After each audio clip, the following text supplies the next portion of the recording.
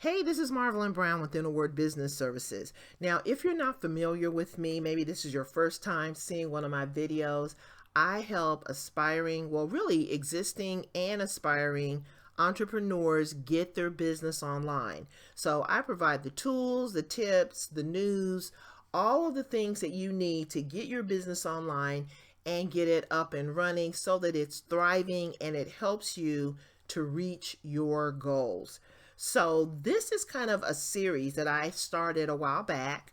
And basically, I'm going back to the very beginning. I'm taking people back to the beginning, how to get your business online. There are a lot of people in a lot of different situations right now. And I'm, hearing that a lot of people are interested in working from home. I think this current situation that we're in has really opened a lot of people's eyes about the benefits of working from home, whether you're working for an employer at your home or whether you are working for yourself at home. It really does provide a lot of different benefits. So because of that, because I see that there's a real need, number one, for a lot of people, to just have income coming into their homes. And then also people who want to have side income, so a side hustle that they do. This really enables you, when you go through the process that we're going to talk about today and the process that we're talking about in our series, it will enable you to work from any location, not just home, but any location that has an internet connection.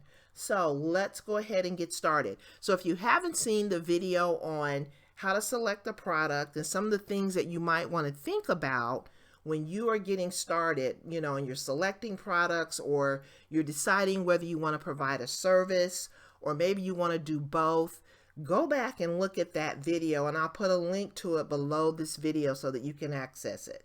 Today we're going to talk about selecting an online platform. So if you have a business that's online, you have to have a place for your business to reside online, and that's what your platform does. So let's talk about some of the options that you have for selecting a platform for your online business. So I'm starting out with a definition because we all want to be on the same page when it comes to platforms, and there are several types of platforms. We're going to talk about an online platform. And so an online platform is defined as a digital service that facilitates interactions between users via the internet.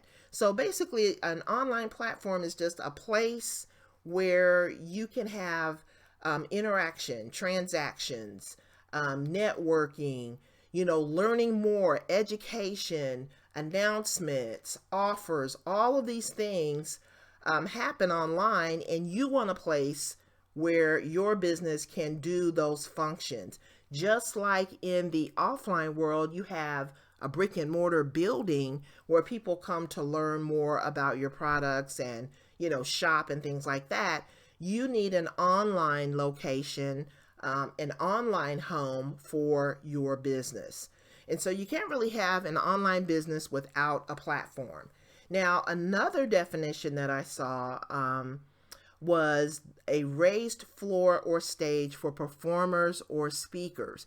And I thought this was appropriate as well because your platform is really your bullhorn. This is your place where you can broadcast. You can, tell your audience everything that they need to know to do business with you. This is the place where you make it easy for your audience to do whatever it is you want them to do.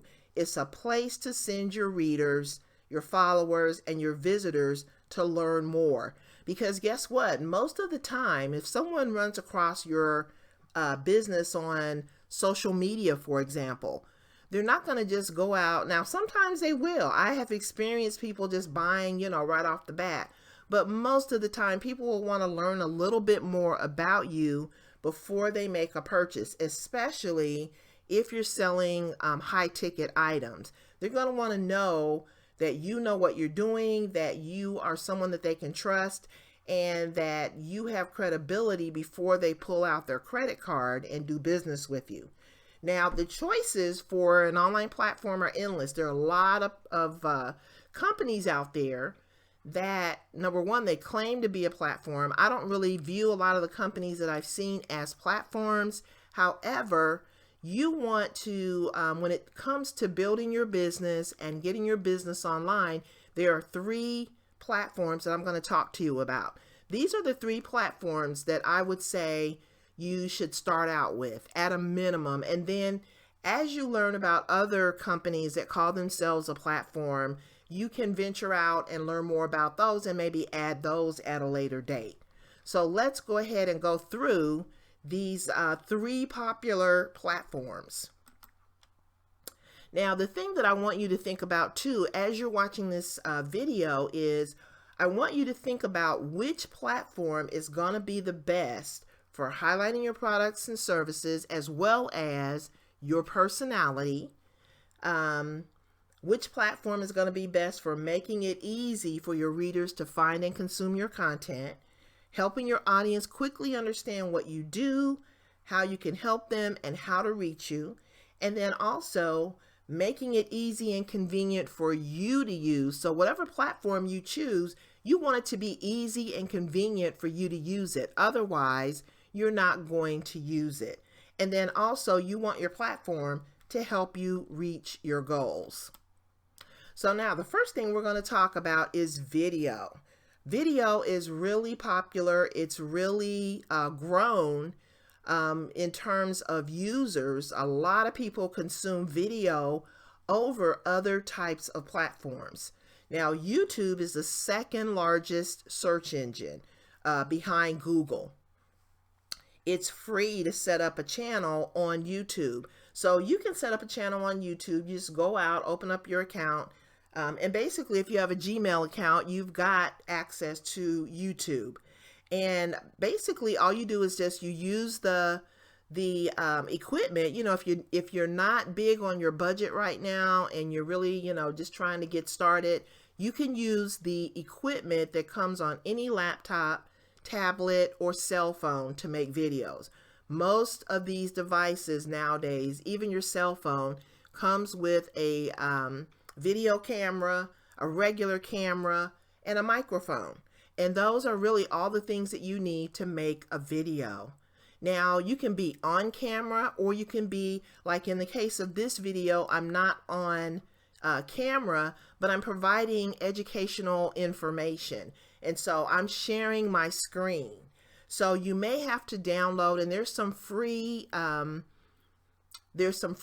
screen recording software out there, and I will put a link to that below this video as well, that you can use if you decide you want to share your screen. You can share your screen. You can do live videos, and there are also platforms that provide that service as well. But basically, you have the ability to go out, show people who you are, do demonstrations, show people that you know what you're doing, and YouTube and Vimeo are 2 great ways, great platforms that you can use to do that. Now, people love to watch videos, and it helps to build trust and credibility for the reasons that I just said. And after you get to so many subscribers with YouTube, you can monetize your YouTube channel. Now, when you monetize your YouTube channel, that goes through YouTube. However, before you get to, and I forgot how many subscribers you have to have in order to monetize your YouTube channel. However, before you get to that number, you can also sign up with companies and become an affiliate. So if you have a brand that you're using for whatever product, more than likely they have an affiliate program, and you can sign up with that affiliate program, and you can use that when you're using when you're doing your videos. You can advertise your affiliate partnership on your video. Just make it short and sweet. No one wants to see a whole video of advertisements. They want value, but at the end of your video, or at the beginning, or maybe somewhere in the middle, you can mention that you have an offer and put a link to that offer below your video. So there are lots of different ways that you can monetize your YouTube videos. Now, I'm not sure if Vimeo has the option for monetization. I haven't really used Vimeo that much, but they do have, the thing that I like about Vimeo is if you have videos, if you sign up or partner with a company that has privacy rules about, you know, things that you can share, things that you can't share, you can use Vimeo to make your videos private and only share them with a certain audience. Now, YouTube and Vimeo or any kind of video platform is going to be great for branding, because that is really going to show, you know, even when you're sharing your screen, just like me right now, you can kind of tell my mannerisms, you can tell my enthusiasm, you can tell about my personality, and you can also tell by the way that my content is laid out or the way that I talk about it, whether you feel that I know what I'm doing. And that's also a great benefit for video. You know, you can't really show your personality as much when you're writing a blog post, but when you do a video, it, you know, becomes crystal clear, and it's easier for you to get your message out there a lot faster. So it shows your expertise. You can do demos, and YouTube has a feature that enables you to do live videos. So you can do a live Q&A, you can do a live demonstration, so many different things that you can do. It's a great choice. Okay, now here's some of the limitations of YouTube and Vimeo. Any kind of platform that you don't own, if you don't own it, if you do something that the platform or the company doesn't like, they can shut you down, and this does happen.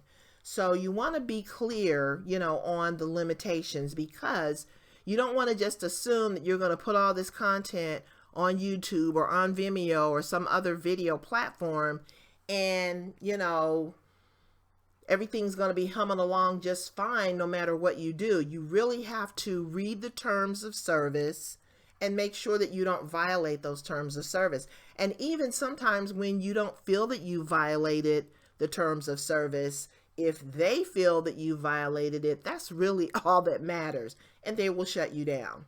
The other thing about video is it's become a very crowded platform. The competition is stiff. However, if you are someone who puts your personality in, you provide value, that's going to help you to build a business. Even though you might be starting your channel, you know, today, you know, you're competing with people who have been doing it for years, but adding value is really what people are looking for. So if you're adding value, and if you are able to put in the right keywords, like do your keyword research, and use your tags and things like that, that's going to help you to be found. And we'll talk more about that in another video. Another limitation of video, when you're on a video platform, you cannot use it to collect email addresses. So there's no way that you could really put a opt-in form on your YouTube channel. You can point people to another page. Maybe if you have a blog or you have another platform that you're using, you can point people to that offline platform where they can sign up to get more information, but you can't do it on YouTube. The other thing is you can't use HTML, so you can't embed anything on your YouTube videos. If you want to embed some HTML, for example, to show an example of something that you're doing on your blog or, you know, some other platform, you can't do that. But there again, you can use a link. Linking is about the only thing you're going to be able to do on your YouTube channel. And basically you do that by creating the transcript underneath the video. So, you know, there are ways around all of the limitations, but you need to be aware of those limitations. So now the next thing that I'm going to show you and talk about is podcasting.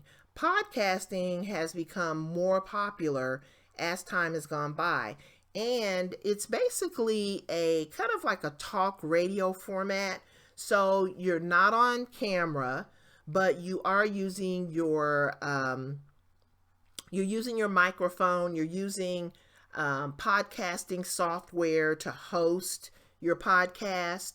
And we're going to talk more about podcasting in a later video as well. But basically what you do with podcasting is you talk, and you can have guests, you can have people that you interview.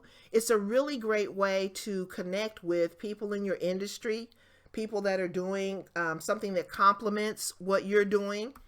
And that is a way that you can grow your audience, giving out valuable information, tips, tools, ideas. You can be motivational. And the thing about podcasting is that it's great for people on the go. So people listen to podcasts while they're driving. They listen to podcasts while they're doing their housework, while they're doing their homework, while they're working out. So it's really a great way to get into different households, maybe reach a different demographic than you would with your YouTube or with a blog. And there again, podcasting shows your personality and your style, and the podcast can be monetized. Now, here's some useful information about podcasting in the United States. So 90% of podcast listening is done at home. 64% of the people that were polled listen while they're driving. Podcast listeners subscribe to an average of 6 shows. They listen to an average of 7 different shows per week. Comedy, education, and news are the most popular podcasting genres. And the age of podcast listeners, it really, that kind of amazed me that 12 to 34-year-olds were the largest number of podcast listeners. So kids all the way down to 12 years old, all the way up to 34% make up the largest number of podcast listeners. So if you have something that's geared toward education for kids, that would be a good way for you to kind of break into podcasting. The 35-year-olds to 54-year-olds are the next group, and then 55 and older represents about 20%. So podcasting is also a great way for you to grow your audience. Now, here's some of the limitations of podcasting.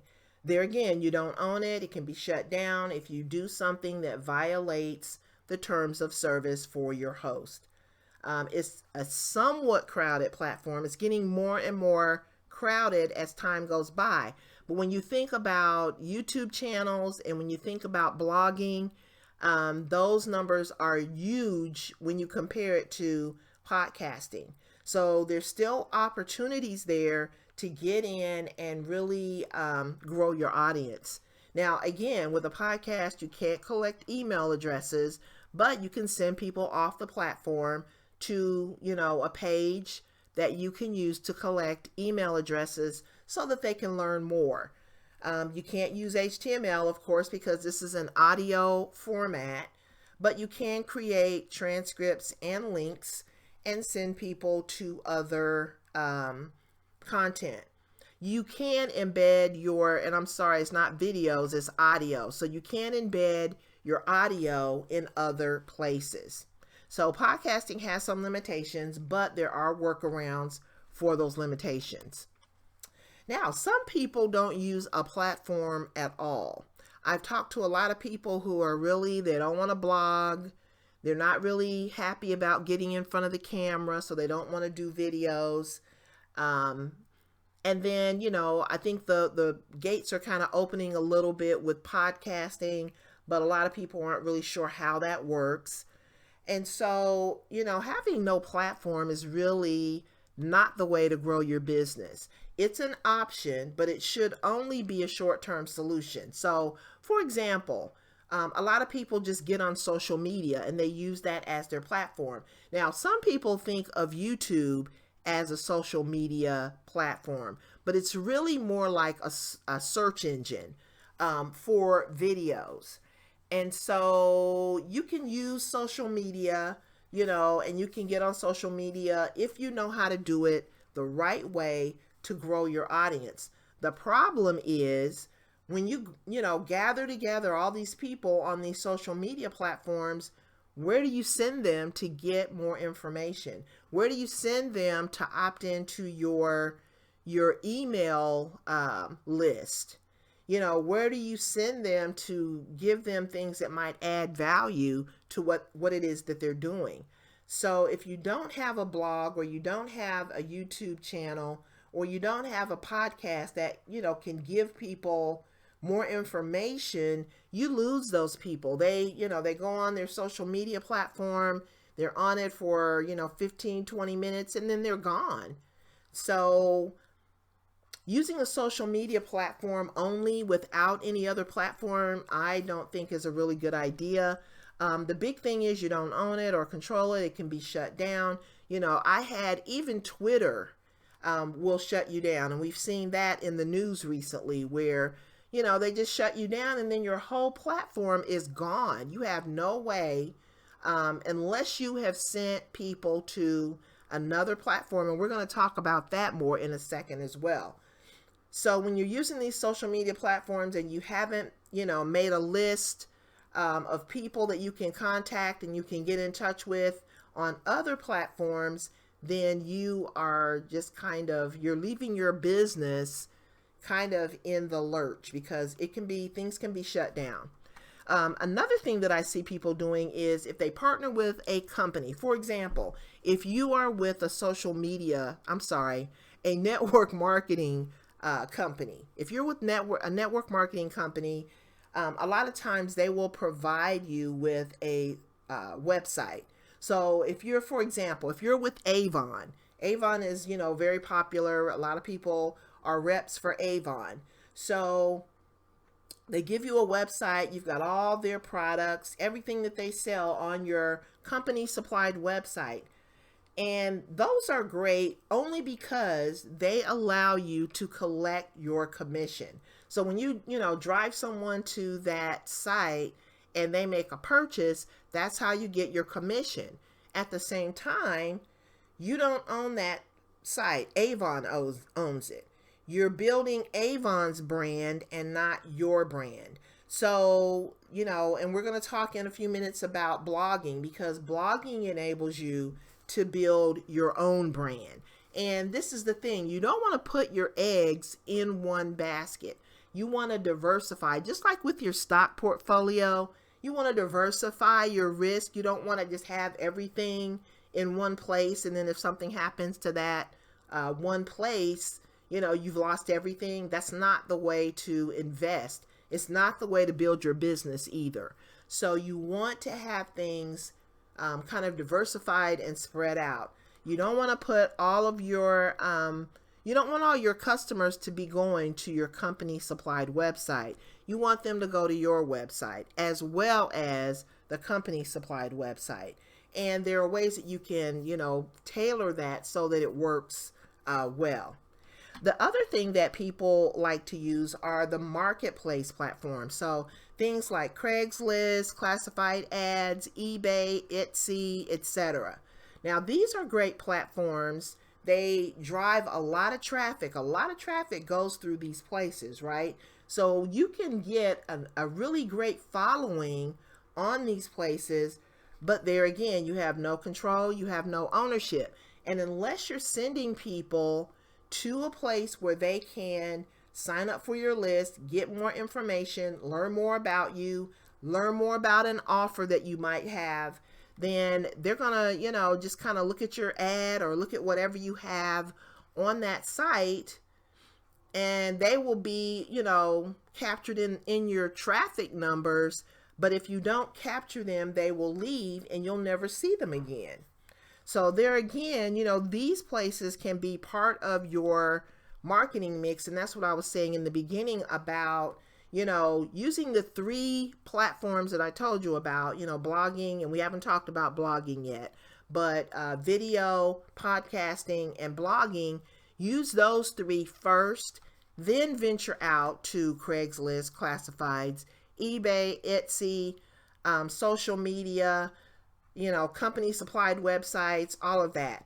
And the other thing, last but not least, that I want to talk about in this section is intermittent use of videos, podcasts, and blogs. So if you're not consistent with any platform, if you're just kind of using it, every now and then, that can hurt your business as well, because, people need to know when to expect you.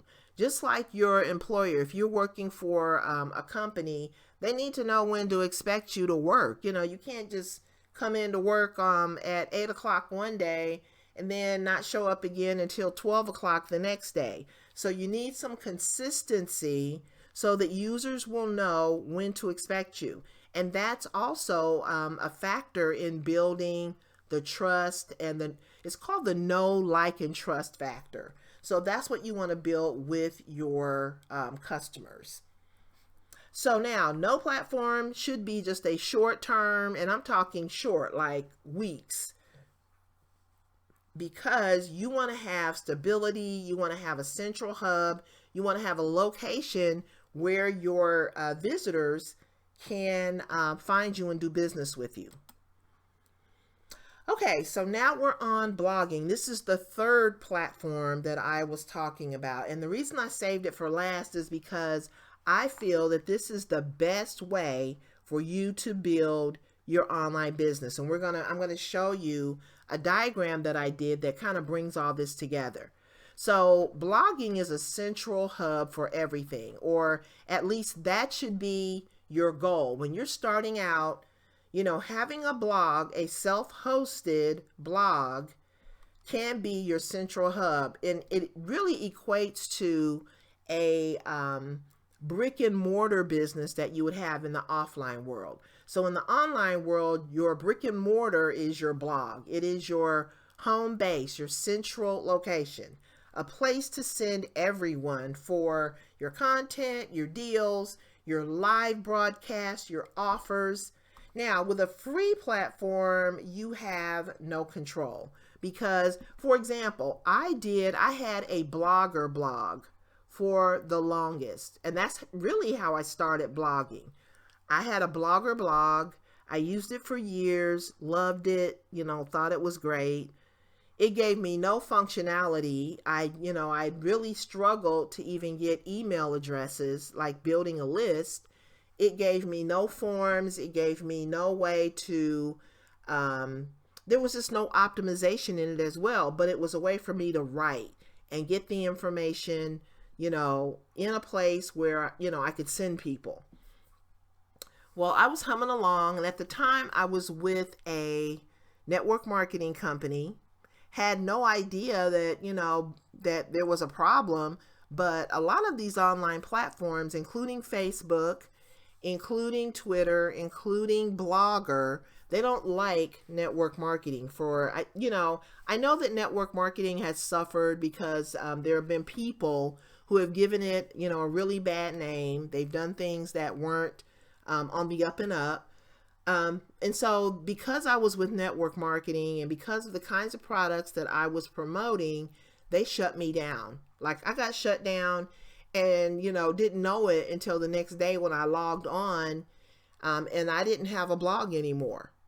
So the reason I'm telling you this is because it does happen, and they're not going to give you any warning. They're not going to say, you better stop doing this or we're going to shut you down. They just shut you down. And so you want to make sure that you have a platform that you control. Now, when we talk about a self-hosted WordPress blog, what we're talking about is you go out, you basically pay for the hosting. So you have a hosting company that hosts your blog, hosts your content, and then you pay that every month. So then that's really you're paying for either server space or cloud space for your blog. And then when you use WordPress, that is an open source product that you can use to create your blog. And just to kind of keep it simple, basically that gives you ownership of your blog. So there's nobody that can shut you down because it's owned by you. Now, if your hosting company goes out of business, I guess that is something that would probably shut you down. But other than that, and you would really have to do something, I would think illegal or something really kind of shady for your hosting company to shut you down. So think about, having a self-hosted blog versus a free blog, even if you're on a limited budget. And we kind of talk about that in our blogging basics course. This blogging basics course, I put it together to give you step-by-step video and written instructions. And believe it or not, you can have your blog set up. Now that doesn't mean you have, all your articles written and, all that stuff, but you can have your framework set up in about 15 minutes. There's really not anything rocket science about it. If you can download and upload files, you can get your blog up and running, get your foundation in about 15 minutes. And then you start building your articles and your content and things like that. And I walk you through all of that in this course. So you can do things with a blog, like you can put videos. When we talked about podcasting and some of the limitations, you can work around those limitations if you have a blog, because you can send people from your podcast to your blog. And the same thing goes for YouTube. You can have all your offers, all of your courses, all of the things that you want to provide to your audience. You can have all of that on your blog. So let me show you the diagram that I put together that kind of shows you, brings it home, like all the things that you can do using your self-hosted blog as your central hub. So when you are, commenting or participating in forums, maybe you're in some Facebook groups, maybe you are, participating in question and answer sessions, you can lead people from those forums to your self-hosted blog for more information, or to get the offer, or to get your ebook, or, whatever you're offering. When you're on social media, whatever social media platform you're on, whether it's LinkedIn or TikTok or, Instagram, whatever platform you're on, you can provide content on that social media platform that drives people back to your blog. The other thing is search engines. So when you optimize your blog for search engines, then they are going to also send you traffic that comes from people doing searches for the content that you have on your blog. Paid ads, if you're doing any kind of paid advertisement, whether it's on Facebook or any of the other platforms, you can send those people who are, looking at those ads to your self-hosted blog. And of course, you have your blog content. So your blog content is going to be your offers. If you are an affiliate, you can put those affiliate offers on your blog. Your courses, if you're, teaching people how to do stuff, that can be on your blog. Your sales and landing pages that have all of your offers and all the things that you're doing, all of that can be right there on your blog. So this is basically, and not to mention your offline activity. If you are, for example, maybe you're at a flea market, or you're at a festival or whatever, you can send people, you can have, flyers or brochures, or you can have swag, t-shirts and mugs and pins and things like that have your website on them. And so then you can just hand those to people, and then they can find out about your website when you're doing things offline as well as when you're doing things online. So your blog can really serve as your central focal point, and then all this other stuff, just drives traffic. And that's really how you get traffic, by using all these different methods. So to wrap everything up, your platform should sell, it should educate, it should present information, and it should promote 24/7. All of these platforms do that, whether it's a podcast, a blog post, or a YouTube video. These things are available 24/7. So if somebody's up at 3 o'clock in the morning and they see your video, they can go to your website and take action. Your platform should fit your products, your goals, and your objectives. So whatever it is that you're trying to accomplish, you want a platform that's going to support that. You want it to reach and serve your audience. You don't want to have to be out there, telling people. You don't want to run people down in the mall or run people down as they're walking down the street to tell them about your company. You want them, based on your activities online, you want to draw them into your blog where they can kind of self-serve. They can get the information they need. They can buy something. They can download something. Whatever you want them to do, you want them to be able to take action, whether you're there or not. And then you want to plan and organize your content so that it makes sense to your ideal customer. So the thing that I would want you to do, the action that I want you to take, is I want you to visit our blog and get your free startup checklist. So this is what the checklist looks like, and it's got lots of great information over and above what we're talking about today that will help you get your business online. So all you need to do is go to innerwordservices.com, and when you get to the landing page, the front page, you will see a button that says Get Started. All you have to do is click on that button and enter your information, and we will send you, all you got to do is just tell us where to send it, your startup checklist. So we'll send that to you via email, and you can, kind of build upon what we're talking about in our series. So I appreciate your time today. I'm going to go ahead and wrap up, and I will see you on the next video where we will talk about selecting a business model. So thanks for watching and have a great day. Bye-bye.